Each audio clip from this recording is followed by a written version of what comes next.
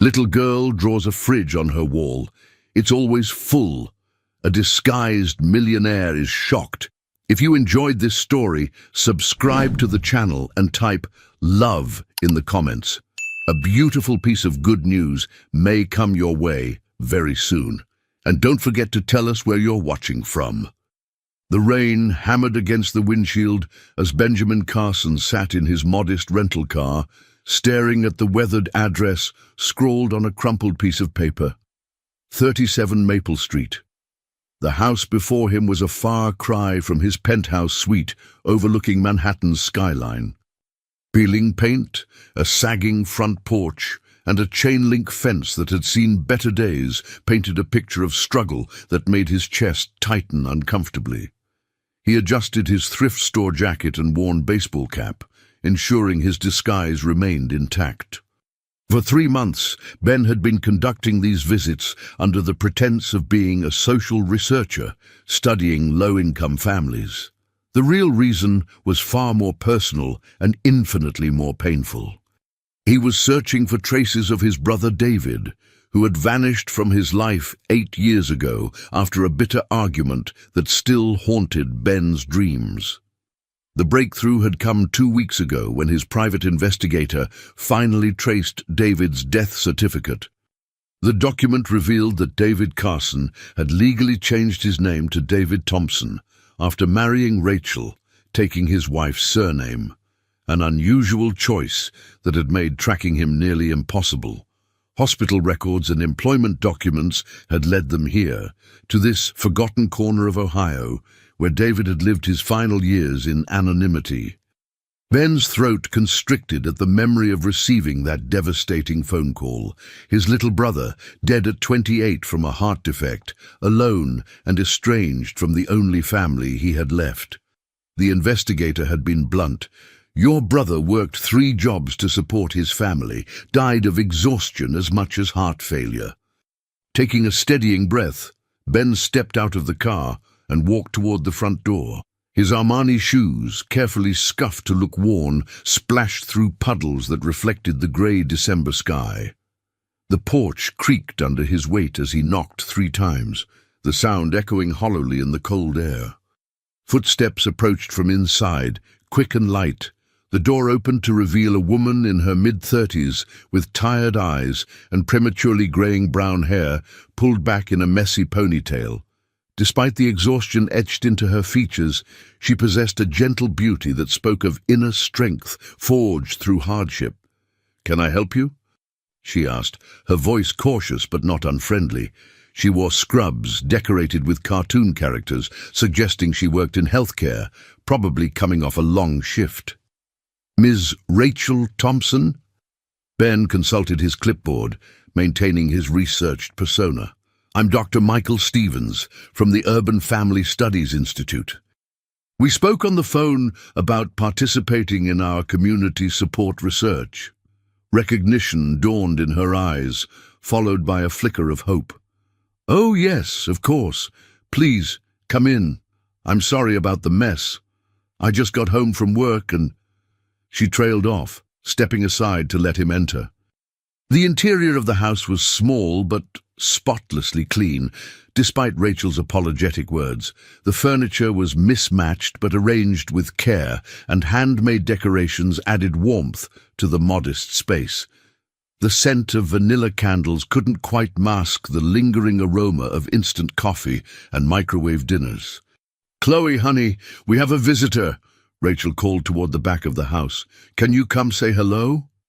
Light footsteps pattered across the wooden floor, and Ben's breath caught as a small figure appeared in the doorway.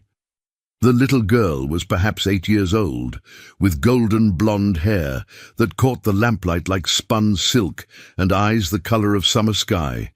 She wore a faded Disney princess dress that had clearly been loved and washed many times, and she clutched a well-worn stuffed rabbit against her chest.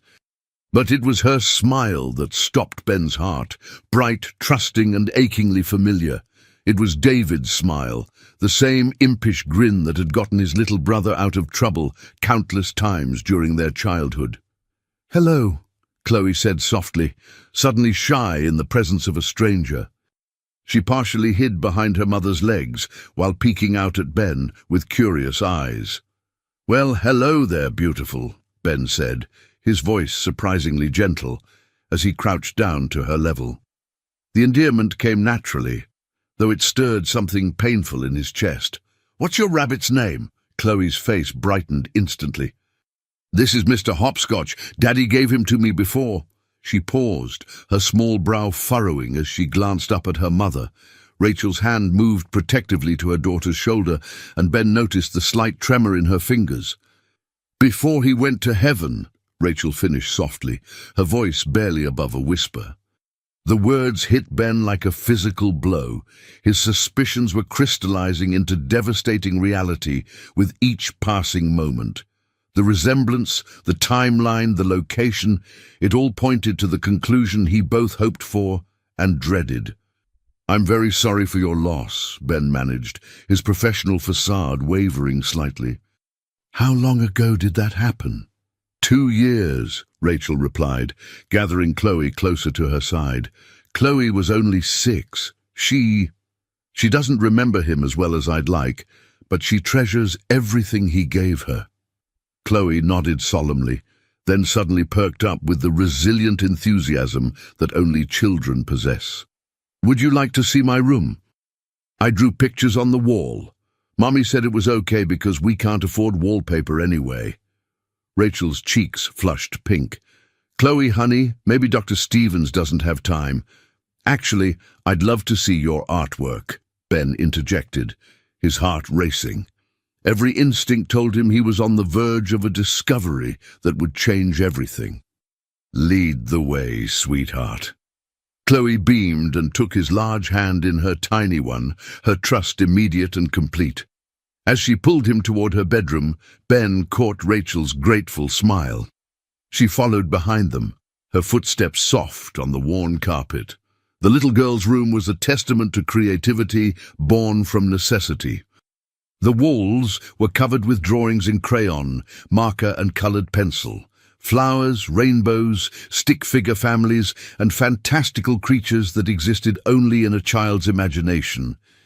Handmade curtains from clearance fabric framed a small window, and books from the library were stacked neatly on a wooden crate that served as a nightstand.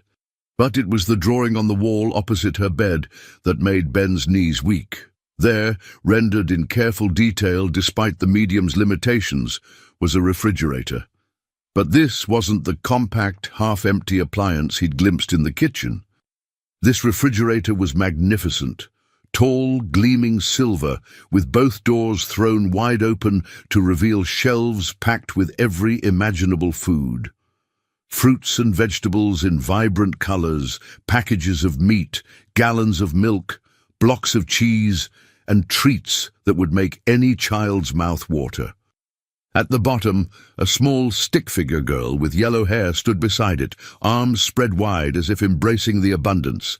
Chloe positioned herself proudly in front of her masterpiece, Mr. Hopscotch still clutched in one arm. "This is my dream fridge," she announced with the matter-of-fact seriousness that children brought to their most important revelations. "See, it's always full." The simple words, spoken with such innocent hope, shattered something inside Ben's chest. He knelt beside her, his throat tight with emotion he couldn't quite name. "It's beautiful, Chloe. Tell me about it." Her face lit up as she pointed to different sections of the drawing. "That's where we'd keep the ice cream. 3 whole flavors. And look, there's a whole drawer just for apples. Mommy loves apples, but they cost too much at the store sometimes. And see this part?" She indicated the bottom shelves with reverent excitement. "That's where I'd put snacks for when friends come over, if I had friends over." Rachel's sharp intake of breath from the doorway was barely audible, but Ben caught it. He turned to see tears threatening to spill from her eyes. Her hand pressed to her mouth as if to hold back words that might break her daughter's innocent joy. "What else would you put in there?" Ben asked gently, his focus returning to Chloe. "Well," she said thoughtfully, tapping her small finger against her chin, "maybe some of those fancy yogurts with the fruit on the bottom. And definitely string cheese, lots of it. Oh, and those juice boxes that don't need the refrigerator but taste better cold. She paused, her expression growing wistful.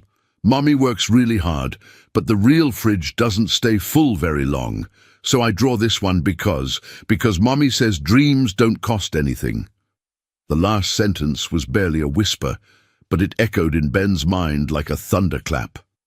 He struggled to maintain his composure as the full weight of what he was witnessing crashed over him. This wasn't just about hunger or poverty.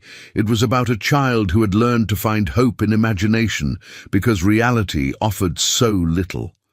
"Your mommy is very wise," Ben managed, his voice hoarse with suppressed emotion. "And you're an incredibly talented artist." Chloe beamed at the praise, then suddenly grabbed his hand again. "Come see the kitchen. Maybe you can help Mommy figure out how to make the real fridge like my drawing." As she tugged him toward the doorway, Ben caught Rachel's eye. The look that passed between them was filled with unspoken understanding, the recognition that this man, this stranger, had just witnessed their most vulnerable truth. Rachel's chin lifted with quiet dignity, but her eyes held a plea he recognized. "Please don't judge us. Please don't take away what little we have." In that moment, Benjamin Carson felt something crack inside his chest, not breaking him, but creating space for something he'd forgotten how to feel. But first, he needed to confirm what his heart already suspected with growing certainty. "Chloe," he said gently, stopping in the hallway, "can you tell me something about your daddy?" What was his name? The little girl's expression grew thoughtful, and she glanced at her mother for reassurance before answering. His name was David. Daddy, David Thompson. But Mommy has pictures where his name used to be different before they got married and he changed it to match ours. Ben's world tilted on its axis. David had taken Rachel's name, probably to distance himself from his family, from Ben himself. The realization that his brother had been so close, had built a life and had a daughter, and had died believing Ben didn't care enough to find him, was almost unbearable. "What was his name before?" Ben whispered, though he already knew the answer. "Carson," Chloe said proudly. "David Carson. Mommy says I have his smile and his laugh and his eyes too. Do you think so?" Ben couldn't speak. He could only nod as the truth he'd been searching for finally, devastatingly, beautifully revealed itself. The familiar smile, the creative spirit, the way she tilted her head when thinking she was David's daughter in every gesture. He had found his brother's daughter, his niece, his family, and she was drawing refrigerators full of food on her bedroom wall because dreams don't cost anything. The kitchen confirmed what Ben's breaking heart already knew. The refrigerator was a compact model, probably purchased second-hand years ago, with its white surface yellowed by age and wear. Through its clear plastic drawers, he could see the sparse contents: a half-gallon of milk nearing its expiration date, some wilted lettuce, a few eggs, and condiments that could stretch to make any meal more palatable. Rachel busied herself making coffee, her movements economical and practiced. "I'm sorry I don't have much to offer. Coffee's instant, but it's adequate." She managed a smile that didn't quite reach her eyes. "Please sit down. Chloe, honey, why don't you show Dr. Stevens your other drawings while I get everything ready?" Chloe needed no further encouragement. She bounded to a small table and returned with a shoebox filled with artwork, sheets of paper covered with the same hopeful imagery that adorned her bedroom walls. Houses with impossibly green lawns, families holding hands under bright yellow suns, and more food than any child should have to fantasize about. "This one's my favorite," she said, pulling out a drawing of what appeared to be a grocery store. But in Chloe's imagination, it was Wonderland. The shelves towered toward the sky, packed with colorful packages and fresh produce. Stick figures with enormous smiles pushed carts overflowing with treasures. "Someday, Mommy and I are going to go shopping here, and we're going to fill up a whole cart." Ben studied the drawing, noting the careful attention to detail despite her young age. She'd even drawn price tags on some items, though the numbers were fantastical: apples for 1 penny, milk for a nickel.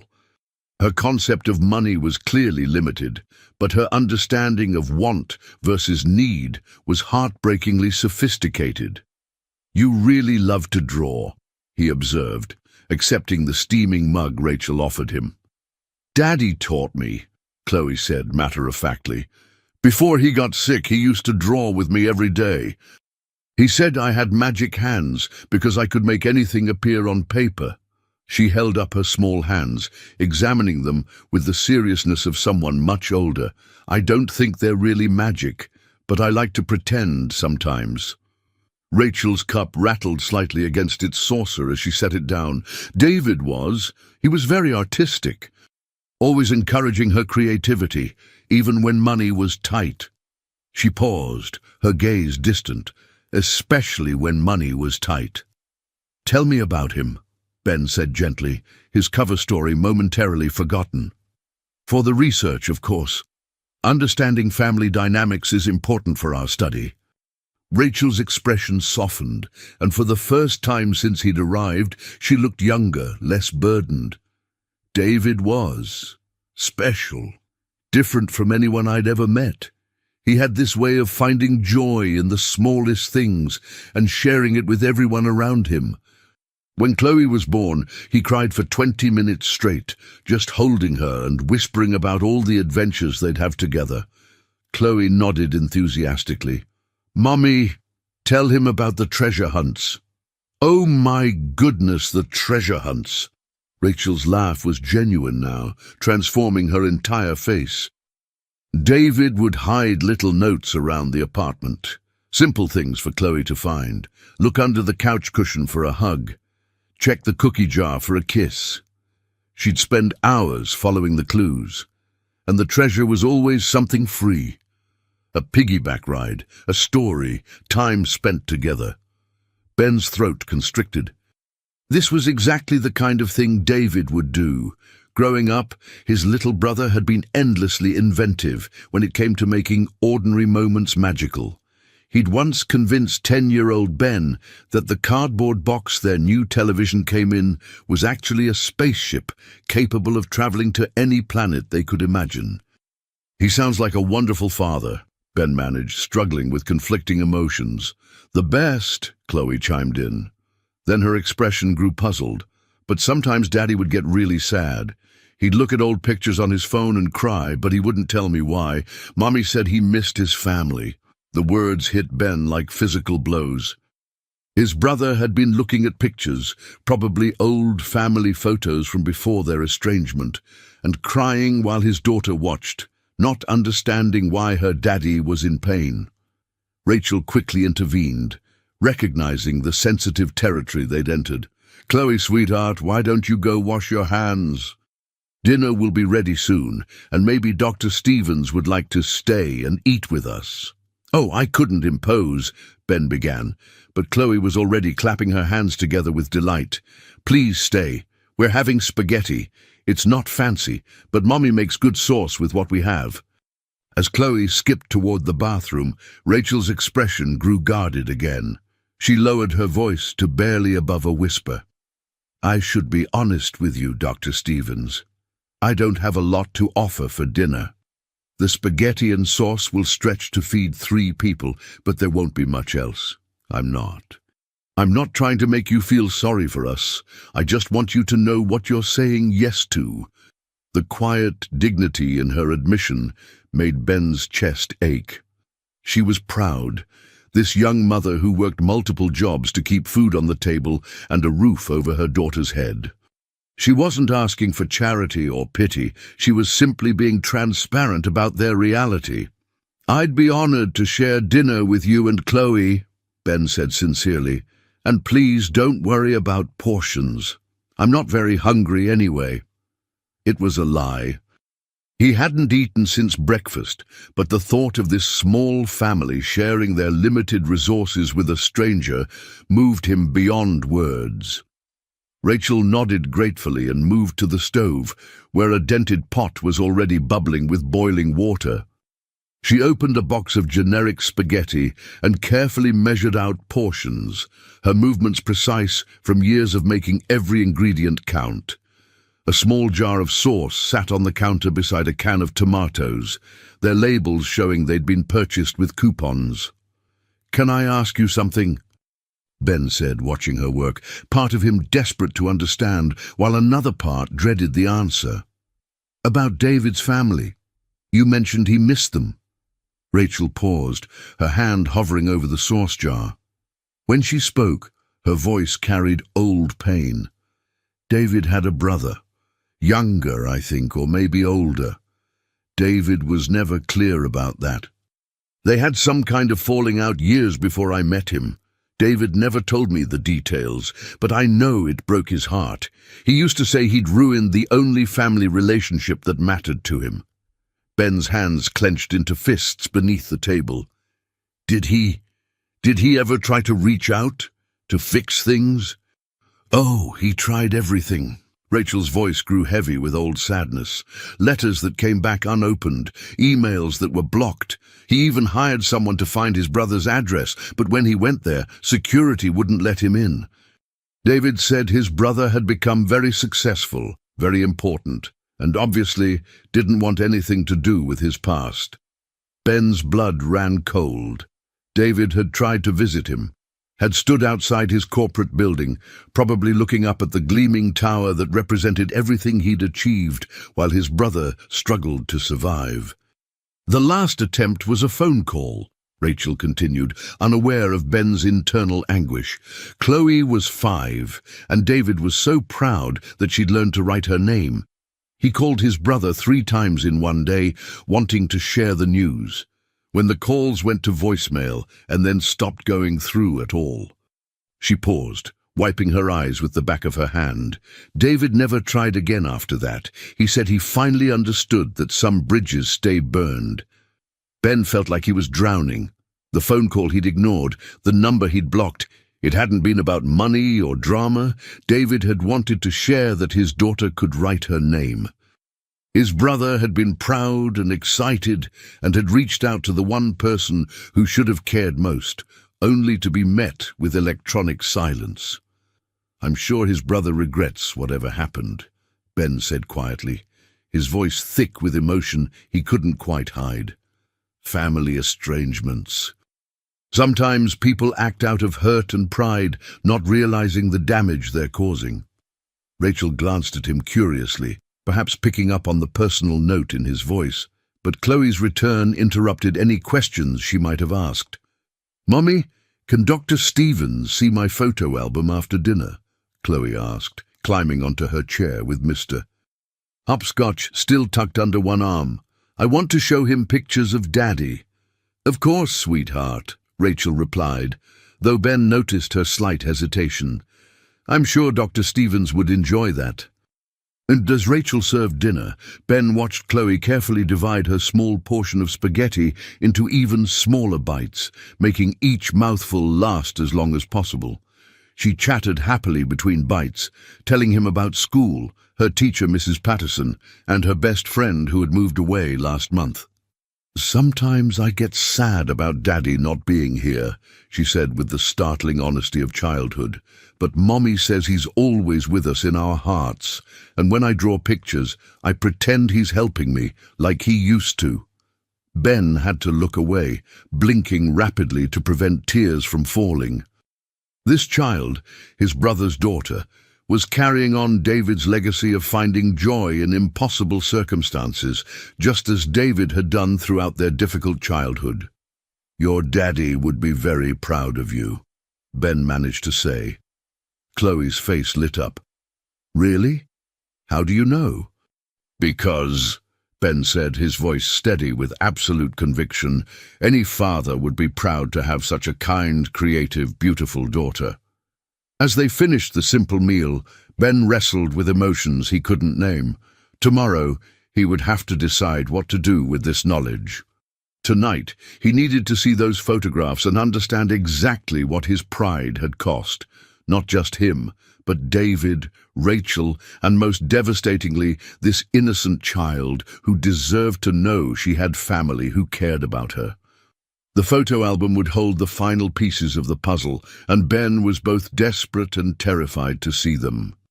But first, he had to survive the guilt that was threatening to consume him from the inside out.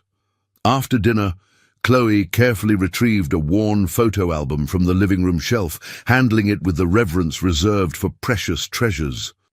The cover was decorated with stickers that had lost their adhesive, and several pages were held together with clear tape, but the love with which it was maintained was evident in every detail.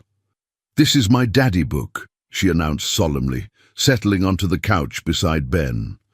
Rachel sat on Chloe's other side, her hand resting protectively on her daughter's shoulder. "Mommy and I look at it every Sunday after church. It helps us remember all the happy times." The first page contained photos from what appeared to be David and Rachel's wedding day. It had clearly been a small, informal ceremony, but the joy on their faces was radiant. Ben's breath caught as he looked at his brother for the first time in 8 years. David looked older, thinner than Ben remembered, but his smile was exactly the same, wide and genuine and full of hope. "You were a beautiful bride," Ben told Rachel softly, noting how young she looked in the photos. She couldn't have been more than 25 at the time. "Thank you," she replied, her fingers absently stroking Chloe's hair. "It was the happiest day of my life up until Chloe was born. David had this way of making everything feel magical, even when we couldn't afford much." Chloe turned the page eagerly, revealing pregnancy photos and then pictures from the hospital. Ben's composure nearly cracked completely when he saw the first photo of David holding his newborn daughter. His brother's expression was one of pure, overwhelming love and wonder, the look of a man who had just discovered his entire purpose for existence. "Daddy couldn't stop taking pictures," Chloe giggled, pointing to a series of nearly identical shots of her as an infant. "Mommy says he took more pictures in my first week than some people take in a whole year." The pages chronicled Chloe's early years, first smiles, first steps, first words. In every single photograph that included David, he was completely focused on his daughter. Whether they were reading together, playing in a tiny backyard, or simply sitting on this same couch, his attention was entirely devoted to Chloe. But Ben also noticed what wasn't in the photos. Their clothing was always clean, but often worn. Toys were few and obviously cherished. Birthday parties were celebrated at home, with handmade decorations and simple cakes. It was clear that David and Rachel had poured all their love and creativity into giving Chloe a happy childhood, despite their financial limitations. "Tell me about this one," Ben said, pointing to a photo of David and 3-year-old Chloe at what appeared to be a park. Chloe's face lit up with the memory. "Oh, that was the day Daddy taught me to fly kites without a kite. See, we didn't have money for a real one, so Daddy tied some old plastic bags together with string, and we ran around the park pretending it was the most beautiful kite in the world. Other kids came to watch us, and pretty soon half the playground was flying imaginary kites too." Ben could picture the scene perfectly. David had always possessed the rare ability to transform disappointment into adventure, to make magic out of nothing. Apparently, fatherhood had only strengthened that gift. "Your daddy was very creative," Ben observed, his voice carefully controlled. "The most creative person ever," Chloe agreed enthusiastically. Then her expression grew more thoughtful. "Except sometimes he would get really quiet and sad. Especially on his birthday and Christmas. He would sit right here and look through old pictures on his phone, not the ones of me and Mommy, but other ones. Pictures of him and a boy who looked like him." Rachel's hand tightened almost imperceptibly on Chloe's shoulder. "Sweetheart, maybe Dr. Stevens doesn't need to hear about—" "No, it's okay," Ben interrupted gently, though his heart was hammering. "I'd like to understand David's full story. If that's all right with you both. Chloe nodded seriously. The boy in the pictures was younger than Daddy, I think. They were always playing together, building things, swimming, riding bikes. In some pictures, Daddy was helping the other boy with homework or tying his shoes. She paused, her brow furrowing with concentration. Mommy said Daddy had to take care of his little brother when they were kids because their mommy and Daddy went to heaven too early. Ben's world shifted completely. Every memory he'd carried, every assumption about their childhood, crumbled and reformed in an instant. David hadn't been the irresponsible little brother. David had been his protector, his caregiver, the one who made sure Ben had what he needed to survive their parents' absence. The little brother's name was Ben, Chloe continued innocently, unaware that she was rewriting history with every word. Daddy would stare at those pictures and cry, but he wouldn't tell me why. I asked Mommy once, and she said Daddy missed taking care of little Ben very much, and he worried about him all the time. The photo album slipped from Ben's suddenly numb fingers, landing with a soft thud on his lap. He could barely breathe as 18 years of false narrative collapsed around him. David hadn't been his burden. David had been his salvation. The older brother, who'd sacrificed his own teenage years to ensure Ben graduated high school, got into college, had clean clothes and packed lunches, and someone to sign his report cards. Dr. Stevens. Rachel's voice seemed to come from very far away. "Are you all right?" Ben realized he was trembling. Chloe was looking up at him with concern, her small hand reaching out to touch his arm with the instinctive compassion children showed to adults in distress. I'm fine," he managed, though he was anything but. "Just moved by the story." "Your daddy sounds like he was a very good big brother." "The best," Chloe agreed. "He told me once that taking care of little Ben was the most important job he ever had, even more important than the jobs he did for money. He said little Ben grew up to be very successful, and Daddy was proud of him, even though they couldn't talk anymore." The innocence of her words was devastating. She had no idea that little Ben was sitting right beside her, that the person her father had loved and worried about and been proud of, despite their separation, was close enough to touch. "I wish I could have met little Ben," Chloe continued thoughtfully. "Maybe if he knew about me, he wouldn't have been mad at Daddy anymore. Maybe he would have liked me, and then Daddy wouldn't have been so sad." "I'm sure little Ben would have loved you very much," Ben whispered, his voice breaking. "You're impossible not to love, and any uncle would be lucky to have you." Chloe beamed at the compliment, then suddenly yawned. The excitement of having a visitor and staying up past her usual bedtime was catching up with her.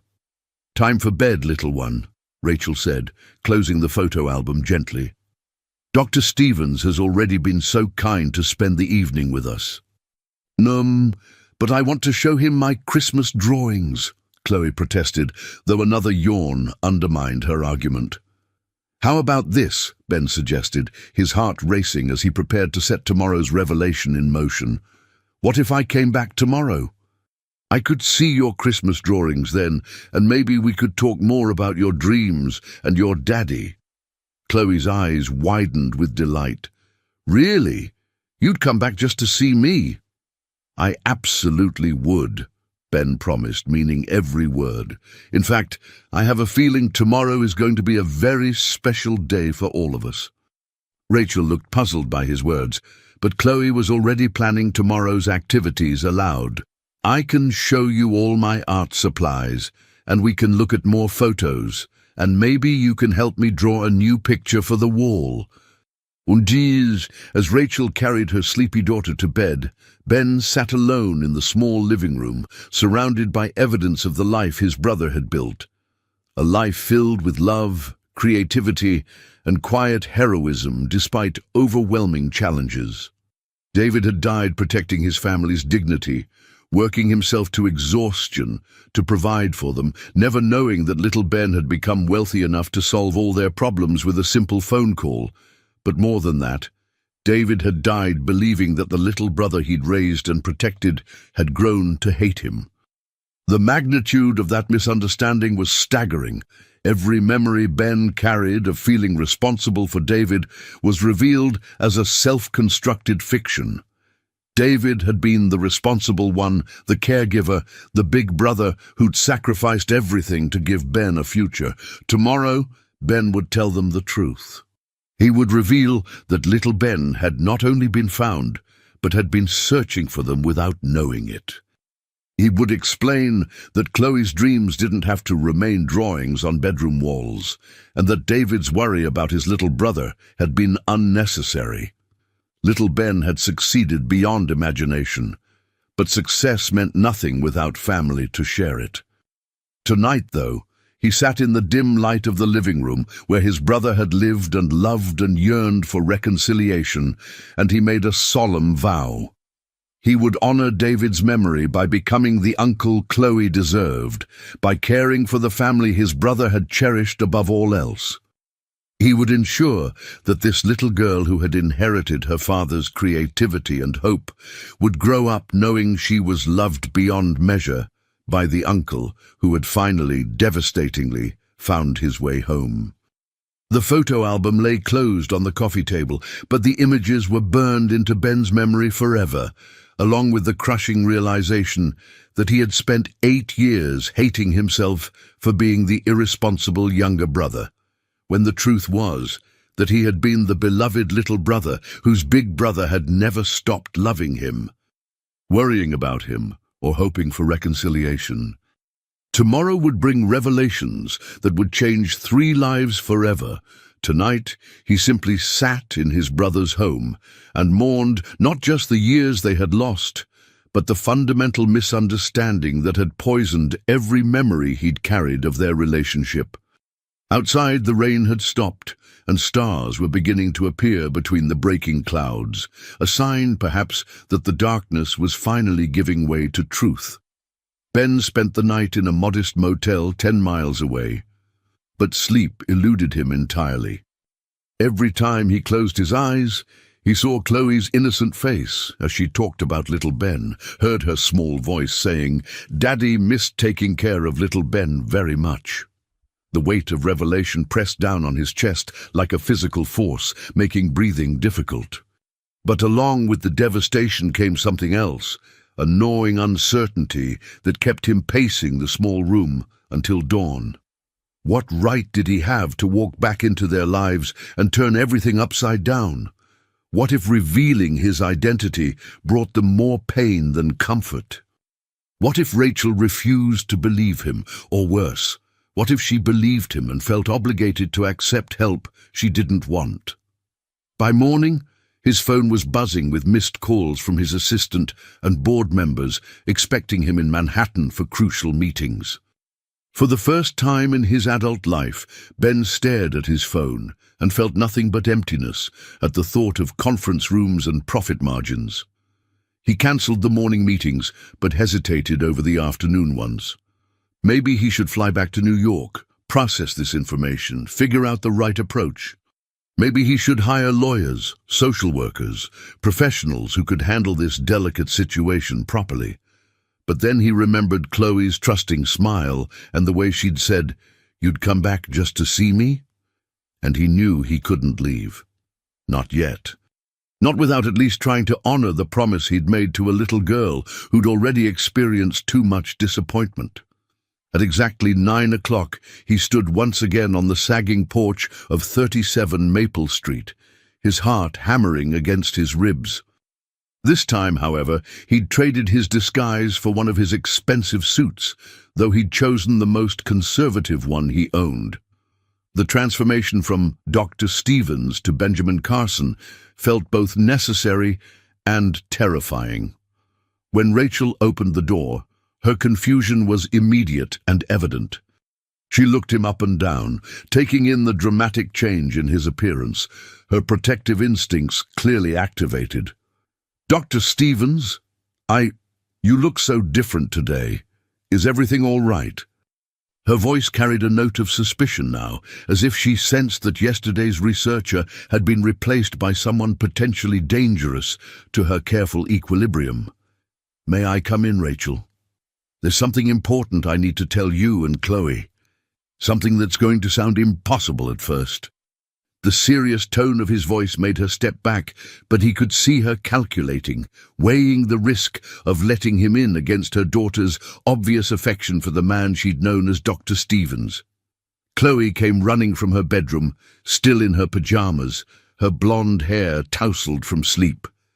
When she saw Ben, her face lit up with pure joy, then quickly shifted to confusion. "Dr. Stevens, why are you wearing fancy clothes? Are you going to a wedding or something?"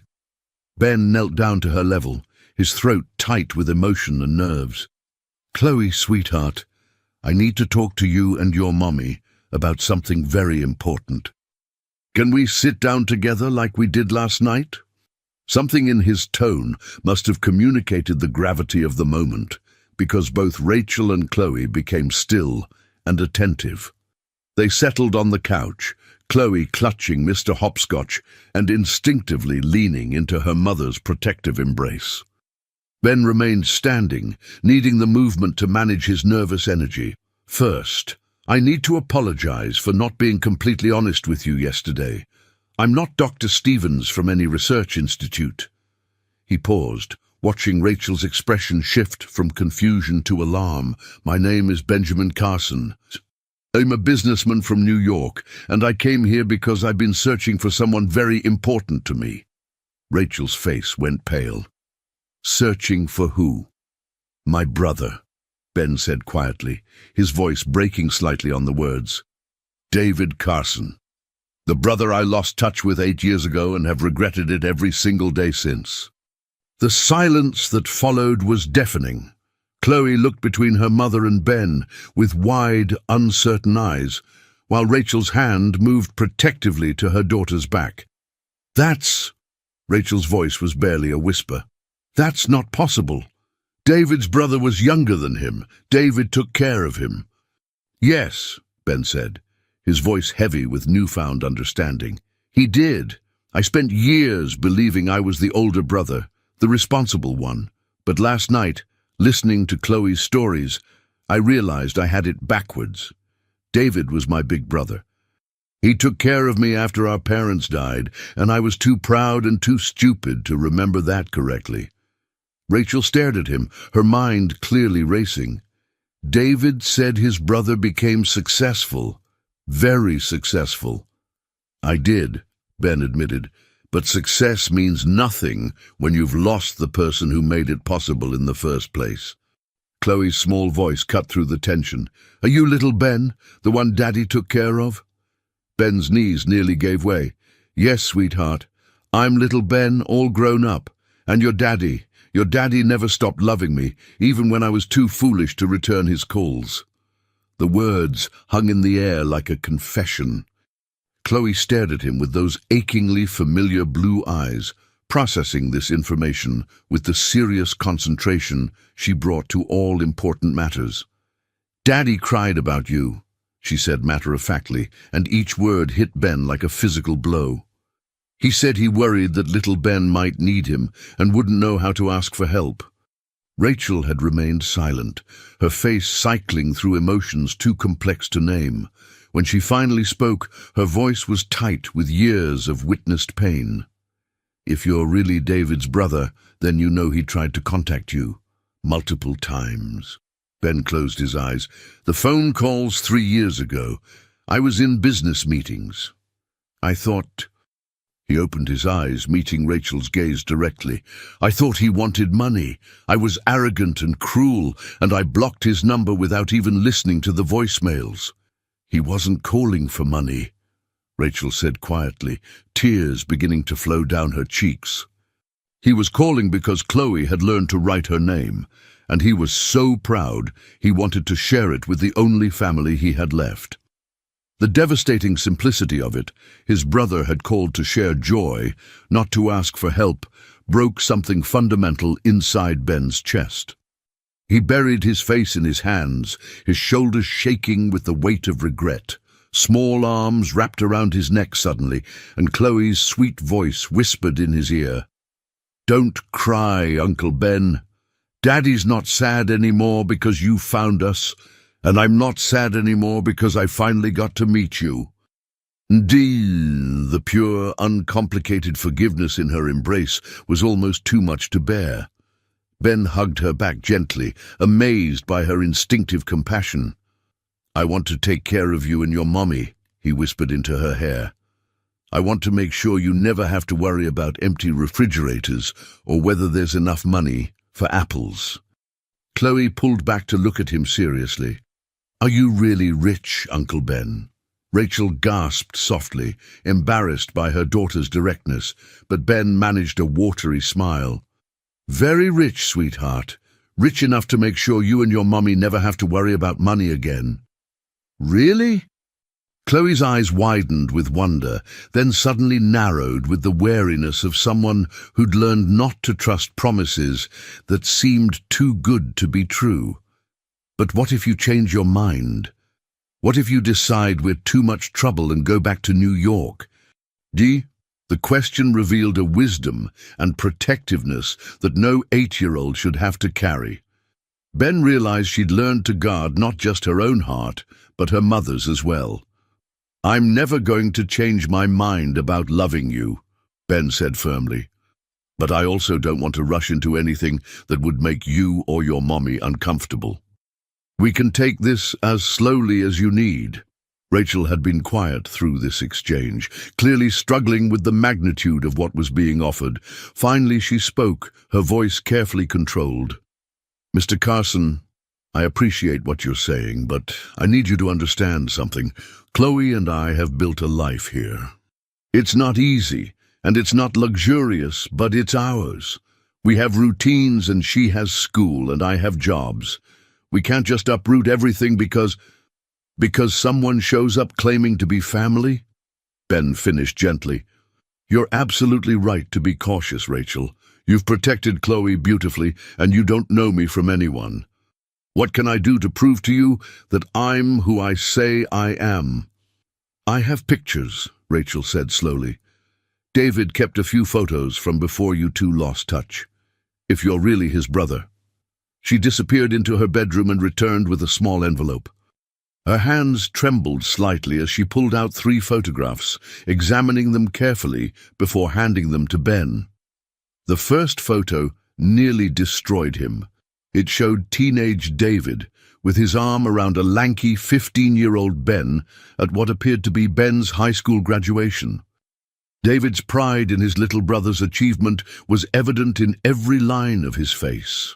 The second photo was from Christmas morning, David watching with satisfaction as Ben opened a present, a calculator for his college engineering courses, probably representing weeks of David's careful saving. The third photo was the most devastating of all. It showed David helping Ben pack for college, both of them trying to smile despite the obvious emotion of the moment. Ben remembered that day now with crystal clarity. How David had slipped an envelope of cash into his suitcase when he thought Ben wasn't looking, how he'd made Ben promise to call if he needed anything at all. "That's me," Ben whispered, his voice barely audible. "That's us." Rachel studied his face carefully, comparing it to the teenager in the photographs. Finally, she nodded slowly. "You have the same eyes. And the way you hold your shoulders when you're nervous. David did that too when he was worried about something important."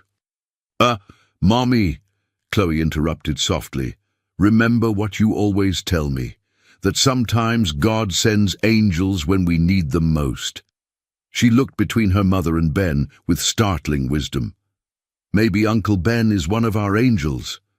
The simple faith in her words hung in the air between them.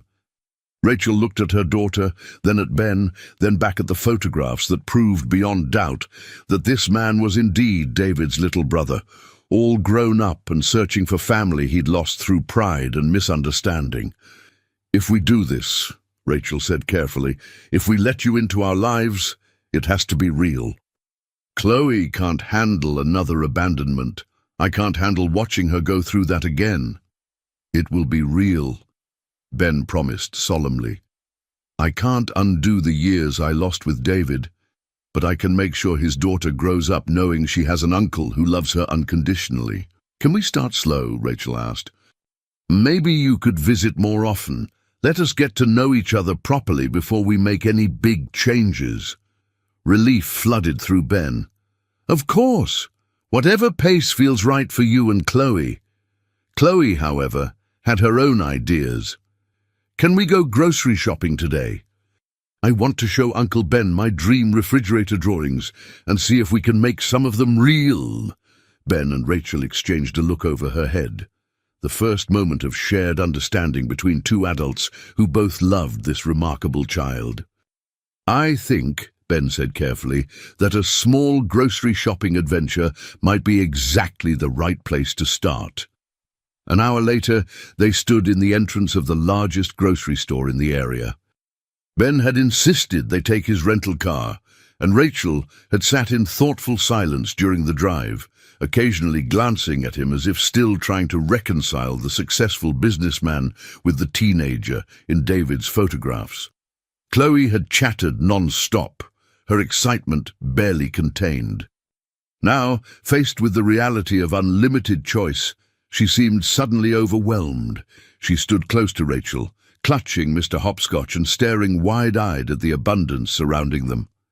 It's even bigger than in my drawings, she whispered in awe. Ben grabbed a regular-sized cart, mindful of Rachel's earlier comments about taking things slowly. Well then, we'd better make a plan. What's most important for your dream refrigerator? We should probably stick to essentials, Rachel said quietly, her discomfort with the situation evident.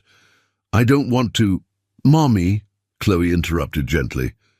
Uncle Ben said we could start making my drawings real. Maybe we could get just a few special things? The hope in her voice was impossible to resist. Rachel looked at Ben, who nodded encouragingly. A few special things sounds perfect, Ben agreed. Chloe, you're the expert here. What goes in your dream refrigerator first? The transformation was gradual but beautiful. Chloe started tentatively, pointing to items she'd only imagined owning. When Ben placed the first item, a bag of perfect Honeycrisp apples, in the cart without hesitation, her confidence grew slightly. Those apples, she said, pointing to the display. Mommy loves apples, but usually we can only get the ones that are on sale. How many should we get? Ben asked seriously. Chloe considered this carefully. Maybe 4. That would last a few days. Ben began loading apples into a bag, but instead of stopping at 4, he kept going until they had 8 perfect apples. Uncle Ben, Chloe whispered, that's a lot of apples. Your mummy deserves a lot of apples, Ben replied simply. As they moved through the store, something shifted in the dynamic between the three of them. Rachel's tension began to ease as she watched her daughter experience abundance carefully and thoughtfully. When Chloe tentatively asked for the fancy yogurt with fruit on the bottom, Rachel didn't object, as Ben added several containers to their cart. Can we really get string cheese? Chloe asked as they approached the dairy section. How much string cheese does a girl need? Ben asked with mock seriousness. Chloe giggled, the sound like music in the fluorescent-lit aisles. Maybe just 1 package. I don't want to be greedy. Ben pretended to consider this gravely, then grabbed 2 packages. Chloe's delighted laughter rang through the store, causing other shoppers to smile at the obvious joy of the small family group. But it was in the cereal aisle that the moment Ben would remember forever occurred. Chloe stood transfixed before the colorful boxes, her small hand reaching out to touch, but not quite daring to grab. What is it, sweetheart? Rachel asked gently. Daddy and I used to look at the cereals with the prizes inside, Chloe said softly, her voice thick with memory. He'd say, someday, princess, someday we'll get the one with the best prize. But someday never came. Ben knelt beside her, his vision blurring with unshed tears. Well, I think someday just arrived. Which one has the best prize? Chloe examined the boxes with the seriousness of a scientist conducting crucial research. Finally, she pointed to a bright box with a cartoon character on the front. That one has a toy car inside. Daddy loved cars. Without hesitation, Ben grabbed the box and placed it in their cart. Then he added one more box with a different prize, explaining, "Now you can have 2 adventures." Chloe threw her arms around his neck, hugging him with all the strength her small body possessed. "I think Daddy would be happy that you're here," she whispered in his ear. "I think he's watching us right now and smiling." As they continued through the store, Ben was careful to balance generosity with Rachel's obvious discomfort about accepting too much. He bought quality versions of staples they needed: milk, bread, eggs, and a few treats that made Chloe's eyes light up. But he stopped short of the overwhelming abundance he could easily afford. By the time they reached the checkout, their cart was well stocked, but not overflowing. The teenage cashier smiled at Chloe's excitement as she helped unload items, chattering about which ones were her favorites. "Your total is $127.43, the cashier announced. Ben handed over his credit card, noting Rachel's visible relief that the amount, while more than she usually spent, wasn't extravagant enough to make her feel like a charity case. "Sir," the cashier said with a friendly smile, "your daughter has excellent taste in cereals. Those are my favorites too." She's my niece," Ben corrected gently, but the warmth in his voice made it clear that the connection was just as precious to him. As they loaded the groceries into the car, Rachel finally spoke up. "Ben, this is generous, but I need you to understand that we can't expect this kind of help regularly. I have to be able to provide for Chloe myself." "I respect that completely," Ben said sincerely, "but I also hope you'll let me be part of your lives in whatever way feels comfortable. Maybe I could visit once a month? Take Chloe to the park sometimes? Help with school expenses occasionally?" Rachel considered this, her protective instincts warring with the obvious joy on her daughter's face. "We could try that," she said carefully. "See how it goes." That evening, back at the house, they worked together to put away the groceries. The small refrigerator that had looked so sparse the day before was now comfortably full without being crammed. Chloe stood before the open refrigerator door, her face glowing with quiet satisfaction. "It looks like my drawing," she said softly. "Not exactly, but like it's getting better." Ben watched her from across the kitchen, his heart full, but his mind already working on long-term solutions. This was just the beginning. Over time, he could help them move to a better neighborhood, ensure Chloe had opportunities David would have wanted for her, and provide Rachel with the security she'd been fighting so hard to create on her own. "Uncle Ben?" Chloe said, turning away from the refrigerator to look at him seriously. "Will you come back soon?" "As soon as your mommy says it's okay," he promised. Rachel smiled, her earlier wariness softening. "How about next weekend? You could take Chloe to that new art museum downtown. She's been wanting to see it, but the admission is expensive," Ben finished. "I'd love to take her. We could make a whole day of it."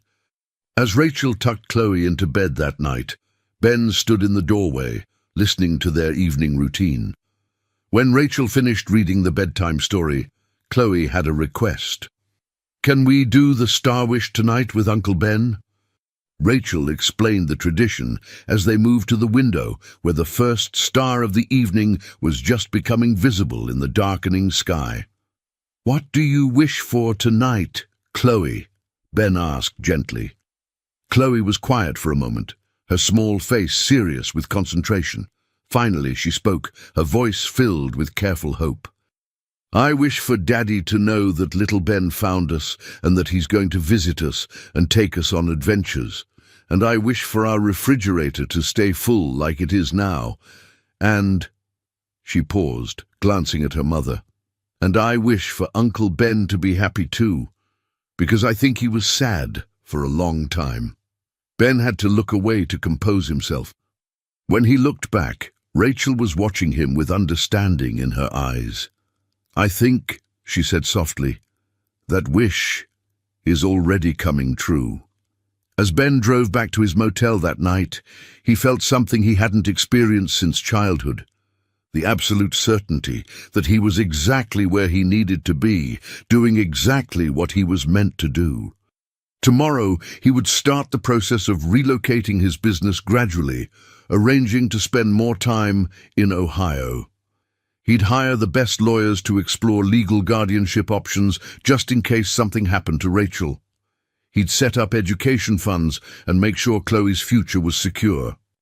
But tonight, he simply smiled at the memory of a little girl's joy over string cheese and cereal prizes, and the way his brother's daughter had called him Uncle Ben with such natural affection. David's family was no longer alone, and Ben finally understood what success really meant. 6 months later, Ben stood in the kitchen of a comfortable suburban home just outside Columbus, watching Chloe carefully arrange fresh fruit in a bowl, a task she'd assigned herself every morning since they'd moved into the house he'd purchased for them. The kitchen was spacious and bright, with a large refrigerator that stayed comfortably full and a breakfast nook where they shared meals together whenever Ben was in town. The transition had been gradual and carefully managed. Ben had spent every weekend in Ohio for 2 months, building trust and understanding with both Rachel and Chloe. When he'd finally suggested relocating his main offices to Columbus and helping them move to a better neighborhood, Rachel had been ready to consider it. The house he'd found was lovely, but not ostentatious. A 4-bedroom home with a good school district and a yard where Chloe could play safely. "Good morning, sweetheart," Ben said, ruffling Chloe's hair as she concentrated on arranging the fruit. "Morning, Uncle Ben," she chirped, beaming up at him. "Look, I made the oranges and apples into a pattern." Rachel appeared in the doorway, dressed professionally in a tailored suit. Ben had quietly paid for her to return to school to finish her social work degree, and today was her first day at her new job with the County Family Services Department. "You look beautiful, Mom," Chloe said, using the word that had evolved naturally as she'd grown more confident in their stable new life. "Thank you, sweetheart. Are you sure you'll be okay with Uncle Ben today?" It was a question that had become part of their morning routine, though the anxiety behind it had largely faded. "We're going to have the best day," Ben promised. "First, we're meeting the contractor about the art studio addition. Then art class, then lunch at that place with the really good grilled cheese, and then we're cooking dinner together for when you get home." The art studio was Ben's latest project, converting the spare bedroom into a space specifically designed for Chloe's creativity. It would have perfect lighting, proper easels, and every art supply a young artist could desire. But most importantly, it would have a special wall where she could create murals, not because they couldn't afford proper wall coverings, but because her art deserved to be celebrated and displayed. "Can I tell Mum about the special thing we're making for the studio?" Chloe asked, practically bouncing with excitement. Ben grinned. "Go ahead."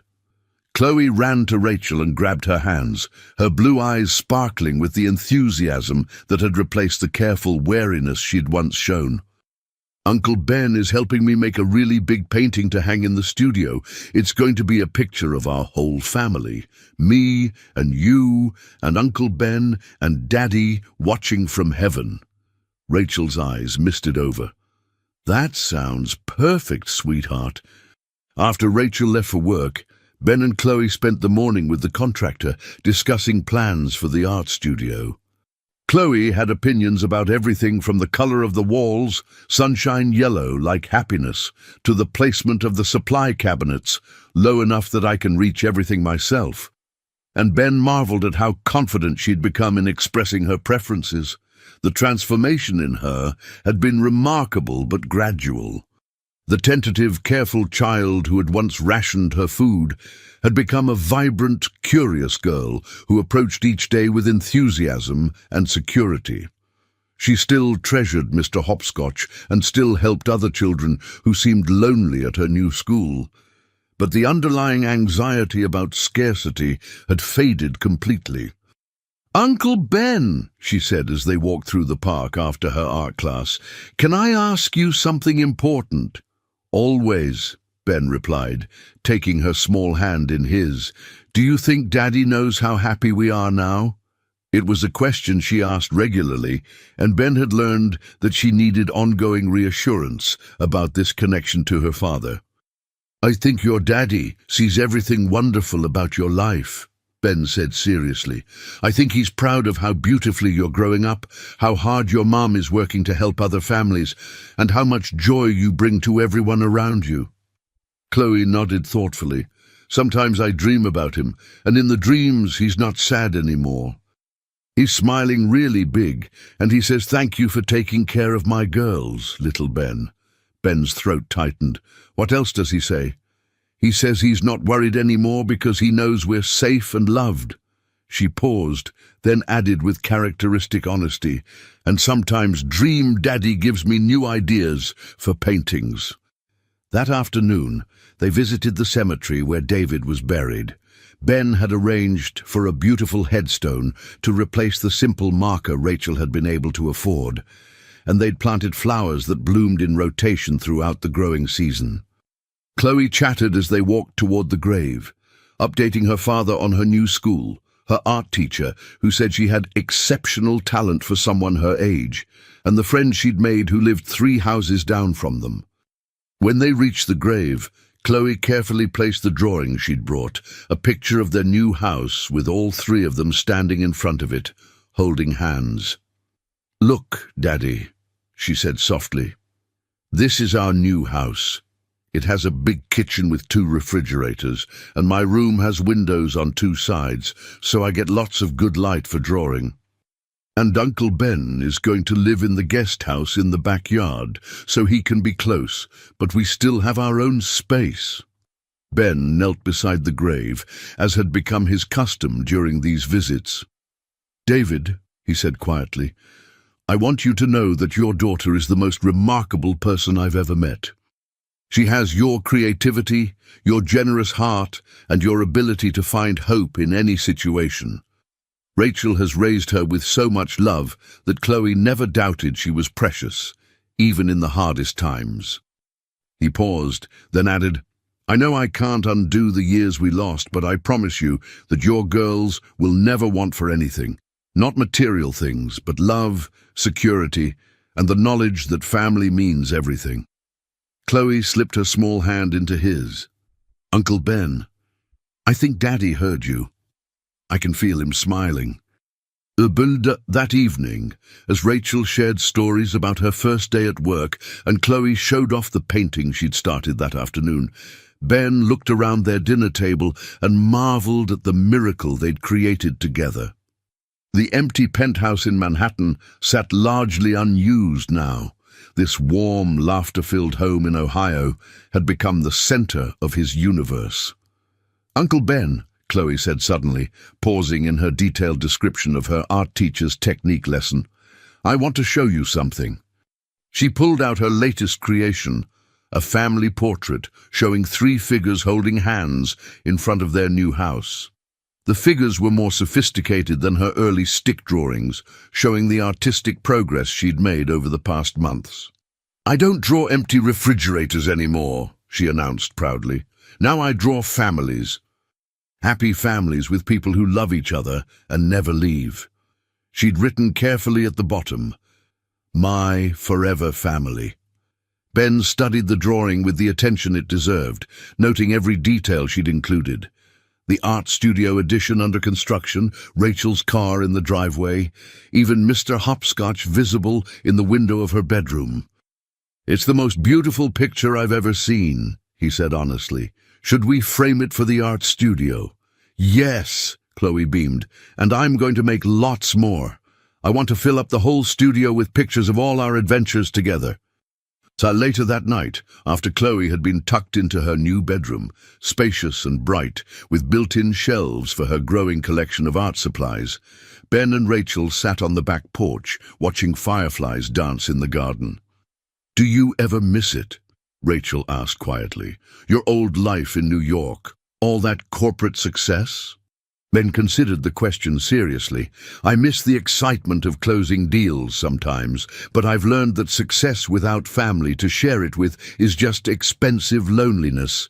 This," he gestured toward the house where Chloe slept safely, "this is what David wanted for his daughter. A stable home, opportunities to grow, and people who love her unconditionally." Rachel smiled. "He would be so proud of the man you've become, and so grateful that Chloe has an uncle who understands that love is more important than money." "Love and money aren't mutually exclusive," Ben replied gently. "David worked himself to death trying to provide for you both with love alone. I can provide the financial security so you can focus on giving Chloe what money can't buy: time, attention, and the confidence that comes from being someone's whole world." As they sat in comfortable silence, Ben reflected on the journey that had brought them all together. A little girl's drawing of a full refrigerator had led him to discover that the greatest abundance wasn't measured in bank accounts or business achievements, but in the daily privilege of being trusted with a child's heart and future. Tomorrow would bring new adventures, art classes and park visits, bedtime stories and star wishes. The guardianship papers were moving through the legal system, ensuring that if anything happened to Rachel, Chloe would never be alone again. The education fund he'd established would give her choices David could never have imagined. But tonight, Ben simply smiled as he listened to the quiet sounds of a house filled with family. Rachel washing dishes in the kitchen, Chloe talking softly to Mr. Hopscotch as she settled into sleep, the gentle night sounds of a neighborhood where children played safely and families thrived. Chloe would never again need to draw her dreams on bedroom walls, because her real life had become more wonderful than any picture she could imagine. And Ben would never again wonder what David's daughter was like, because she was sleeping safely under his protection, surrounded by love and infinite possibilities. The little brother had finally come home to family, and every refrigerator in their lives, literal and metaphorical, would always be full. In her room, Chloe slept peacefully, dreaming not of empty spaces that needed to be filled, but of art studios and family dinners and the kind of security that comes from knowing you are deeply, permanently loved. Some dreams, Ben had learned, were too precious to keep on bedroom walls. The best dreams demanded to become reality, one careful, loving step at a time.